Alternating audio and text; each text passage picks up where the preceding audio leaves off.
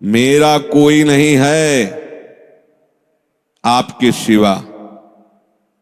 तो जो जो आपने अपना मान रखा वो सब वो घसीट लेंगे, क्योंकि वो कर तुम अकर तुम मन था कर तुम सर्व समर्थ है। दो प्रकार से, या अंदर से विवेक से वैराग्य प्रकट करके, या बाहर से राग ही हटा लेंगे। वो जगह नहीं रखेंगे जिसे आप अपना कह रहे हो। तैयार रहना। और यदि वास्तविक हृदय से ऐसी बात आ जाए तो उसी समय वो महात्मा हो गया। उसी समय करो सत्य, सत्य माने तत्काल, क्षिप्रम भवति धर्मात्मा, उसी समय बहुत जल्दी वो महात्मा बन जाता है। कितना सुंदर सिद्धांत है। रहो न कबहू कतहू कछु मेरो अपनो काम। अब अपने लिए कोई कार्य नहीं रह गया है। अपने लिए कितना कार्य था कि संसार में कोई हमारा न रह जाए। लोग रोते हैं इस बात का कि हमें संसार में कोई प्यार नहीं करता, कोई अपना नहीं। तो यही तो सिद्धि है। आओ इधर, हमारे मार्ग में ये लाभ है कि कोई हमें प्यार न करे। भर्तृहरि जी ने भगवान शंकर जब प्रसन्न हुए, प्रकट हुए, तो वरदान मांगा कि कभी कोई सम्मान से मुझे एक टुकड़ा भी न दे, क्योंकि ये सम्मान, ये प्यार प्रभु से विमुख कर देता है। देखो हम जी तुम्हारे बिना जी नहीं सकते, तुम चले गए तो मेरा क्या होगा।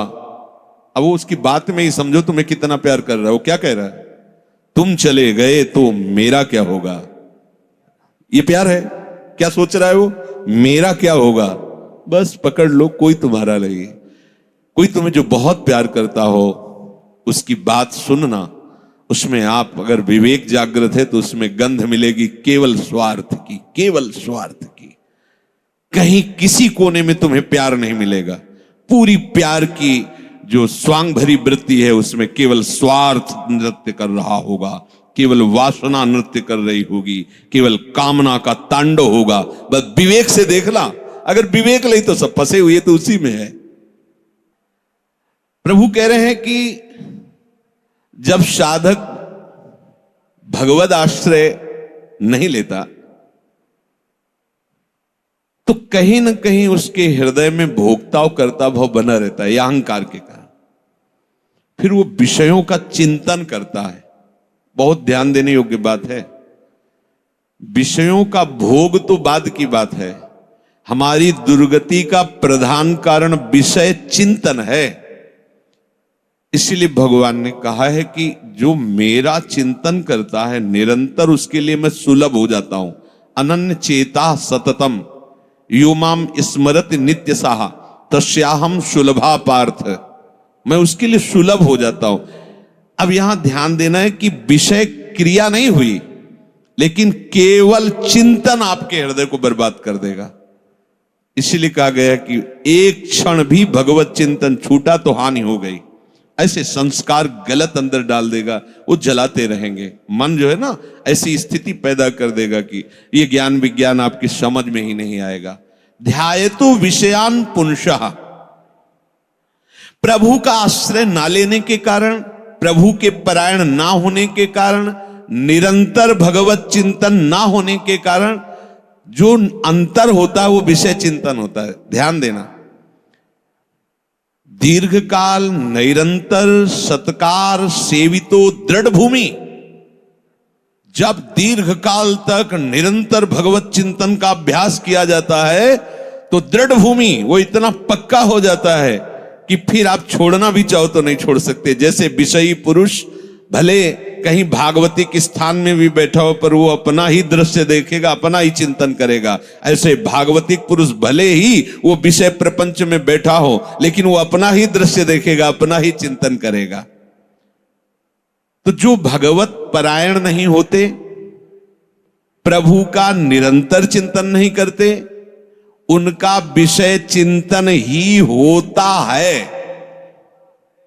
वो विषय चिंतन ही करता है ऐसा नहीं कह रहे। स्वाभाविक होता है विषय चिंतन उससे, क्योंकि भगवत परायण नहीं है, निरंतर भगवत भजन का अभ्यास नहीं किया तो होगा क्या? विषयों को भोगता रहा है। उसी कर्तृत्व भोक्तत्व भाव का चिंतन होता रहता है। ये बहुत खतरनाक स्थिति, प्रायः इसी स्थिति में पूरा संसार है। बैठे बैठे बस वही चल रहा है, ये किया वो करूंगा, ऐसा बना लिया वैसा बना लूंगा, अब इतना ऐसा हो जाए फिर वैसा हो, और ये सब का सोचते सोचते काल आ गया, मृत्यु, शरीर छूटा। अब जो सोच रहा था, जो सोचा उसके परिणाम से दूसरी योनि मिली, बस यही चक्र चल रहा है। जब ये प्रभु का चिंतन करता है तो संसार का चिंतन जो स्वाभाविक होता रहता था अब हो तो रहा है। देखो ना, वो चाहे जो विषय सेवन की बात, विषय सुख की, बार बार राधा, तो वो जलाएगा तुमको, बंद करो ये राधा नाम, पहले हम जो पेश कर रहे हैं उसमें तन्मय हो, बस आप छोड़ना नहीं तो हानि हरिवंश के नाम अंतर परे, कहे हनुमंत विपत्ति प्रभु सोई जब तो सुमिरन, यही विपत्ति फंसा देगा। अरे बहुत विचित्र है ये, बहुत विचित्र है। लड़खड़ा कर कदम वहीं खड़े हो जाएंगे जहां चिंतन चल रहा है। बहुत घृणित मन की ये चिंतन वाली वृत्ति आपको क्रिया में उतार देगी, आप रुक नहीं पाएंगे। संगात संजायते कामः, जब आप विषयों का ध्यान दीजिए, ध्यायतो विषयान पुंसः, ये होगा, सबके होता है। जब लोग बात, अरे हम तो समझते नहीं थे, ये काम ही है, आश्चर्य की बात है, कोई आश्चर्य की बात नहीं। हां, ये आश्चर्य की बात की ब्रह्मचारी है, ये आश्चर्य की बात है। ऐसे सृष्टि में और ये ब्रह्मचर्य, अब प्रणाम की बात है, ये आश्चर्य, कामी वो कोई आश्चर्य की बात नहीं। कोई भी हो, यहां से लेकर ऊपर तक, ब्रह्मलोक तक, कोई भी हो, कहीं भी, इसी का तो शासन है, इसी का तो राज्य है, और सब इसी संकल्प काम से ही पैदा हुए। कोई अगर ये कहे कि सब व्यर्थ की बात है, अगर कोई बचा है तो लाडली लाल के चरणों की ठसक में जो बैठा हुआ उनके चिंतन में है, अब कहीं गुंजाइश ही नहीं कोई। और अगर वो भी थोड़ी देर के लिए भी विषय चिंतन करेगा तो थोड़ी देर के लिए रौंदा जाएगा, ध्यान रखना। इसीलिए है दीर्घकाल निरंतर सत्कार सेवितो, दीर्घ काल तक आदर पूर्वक निरंतर भजन परायण रहो, जगह ही नहीं रह गई, सब डिलीट, सब खत्म हो गया। आप देखना, नाच पड़ोगे, जैसे जैसे आपकी निष्कामता बढ़ती जाएगी वैसे वैसे मतवालापन, ऐसा जैसे कोई मदिरा पिए हो और झूमता हुआ चल रहा है, उसको कुछ नजर नहीं आ रहा, ऐसे ही नाम की मादकता जब चढ़ती है, मस्त हो जाओगे। ये बड़े बड़े महात्माओं ने पिया है, इस नाम का रसाशोपान किया है, रूप रसाशोपान किया है। जैसी तरिवंश निकट दासी जन लोचन चसक रसासो घटकत। जब आपका विषय चिंतन चल रहा है, यदि नाम नहीं चल रहा तो खतरे में अपने को डाल रहे हो, और नाम चल रहा है तो तुम्हें परेशान होने की जरूरत नहीं हो, कुछ नहीं कर पाएगा, कुछ नहीं। ये बहुत बड़ा पहरेदार है, आपको गिरने नहीं देगा, उनकी एक भी संस्कार वृत्ति आपके हृदय में बनने नहीं देगा। अपने पास बहुत बड़ा पावर है नाम। इसीलिए तो जो इस रहस्य को समझ जाते हो बलिहारी होते हैं संतों की, गुरुदेव की, कि आपकी कृपा से वो चीज मिली। पायो जी पायो मैंने राम रतन धन पायो। ये नाम ऐसा महामहिम, भगवान को अधीन कर ले, मन की क्या बात है, मन अधीन हो, ये क्या बात है।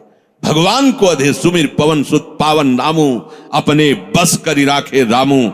जब भगवान को अधीन कर लेता है तो ये तो मन की तो बात जाने दो, इंद्रियों की बात जान। पर आप क्या करते हैं, जब विषय चिंतन कर रहे होते हैं तब आप नाम को छोड़ देते हैं। बस ये गलत बात हो गई, अब आप नहीं समझ सकते। और नाम चल रहा है तो याद रखो, बिल्कुल कुछ नहीं बिगाड़ सकता है, कुछ भी चिंतन करता रहे, तुम परेशान मत होना, ये अपने आप आपके सामने शरणागत हो जाएगा, मन शरणागत हो जाएगा, अपने आप हो जाएगा। आप जैसा चाहोगे वैसे ही चलेगा, बस नाम न छोड़ना। नाम छोड़ दिया फिर ये बातों से बस में होने वाला नहीं है। बहुत ही ये दुर्जय शत्रु है, मन दुर्जय शत्रु है। नाम की कृपा से जब ये मित्र बन जाता है तो इससे बड़ा सुख देने वाला भी कोई नहीं होता, ये भी बात समझ लेना। और जब नाम नहीं चलता है, विषयों का चिंतन करता है, तो इससे बड़ा दुख देने वाला कोई दुश्मन नहीं है। संगास्तेषु उपजायते, ये मन चिंतन करके विषयों में राग पैदा कर देता है। कैसे वो भोग मिले, अब तो जीवन बेकार लगता है बिना उसके भोगे अब तो। और सही बात, न उसे रात में नींद आती है, न दिन में उसे किसी से मिलना अच्छा लगता है। जैसी प्रेमी की स्थिति होती ना, ऐसे कामी की भी हो जाती है। बस उसको वही बात, कब मिले, कब देखूं, कब भोगूं, बस अंदर जिस विषय में तन्मय हुआ वो इसी विषय के लिए। अब जब वो प्रबल कामना हो जाती है तो कामात् क्रोधो भी जायते, यदि कामना की पूर्ति हो गई तो भयंकर दोष पैदा हो गया, लोभ, और भोगूं और मिलूं, कभी एक क्षण के लिए ये भोग हमसे दूर ना हटे। और कहीं प्रतिकूलता पैदा हो गई तो भयंकर दोष पैदा हो गया, क्रोध। दोनों में हानि है। कामना से कभी किसी का कोई मंगल नहीं हुआ है। अगर काम की पूर्ति होती है तो भयंकर लोभ पैदा हो जाएगा। कैसा लोभ पैदा हो जाए, ये ऐसे ऐसे, इतना नहीं, ये शरीर नहीं, वो शरीर, ये वस्तु नहीं, वो वस्तु, बढ़ता चला जाएगा, वो घोर व्यभिचारी हो जाएगा। और अगर प्रतिकूलता हुई तो क्रोध पैदा हो जाएगा। ऐसा क्रोध पैदा हो जाएगा क्यों, जिसको कहता है कि मैं तुम्हें बहुत प्यार करूं, उसी को मार देगा, वो हिंसा कर देगा।